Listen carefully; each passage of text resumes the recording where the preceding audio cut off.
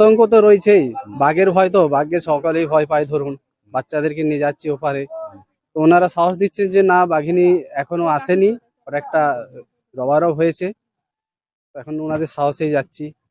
একটা ভয় কাজ করছে। হ্যাঁ, ভয় তো আতঙ্ক তো আছেই না। তাও তাও ঘুরতে এসেছেন যেহেতু ওই এলাকায় দেখে যাবেন। হ্যাঁ, সাবধানে থাকতেই হবে। সাবধানে থাকবেন। আপনার নাম? সন্দীপ সালু। আর পার্কের দিকে সেখানেই নাকি গোপালপুর ওই পাশে, সেখানে নাকি বাঘ জিনাত এসেছে, এমনটাই কিন্তু বন দপ্তর সূত্রে জানতে পারা যাচ্ছে। কিন্তু আপনারা ঘুরতে এসেছেন, এটা ভয় কি কোথাও? হ্যাঁ, ভয় তো একটু লাগছেই।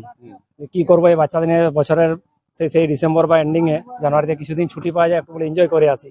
এই জিজ্ঞাসা করলাম, বলছে না বসুন, এখনো তো ডিক্লেয়ার সেরকম হয় নাই, অত এক জায়গায় থাকার নয়, যাই দেখা যায় কি হয়। কিন্তু খবর কি পাচ্ছেন আপনারা?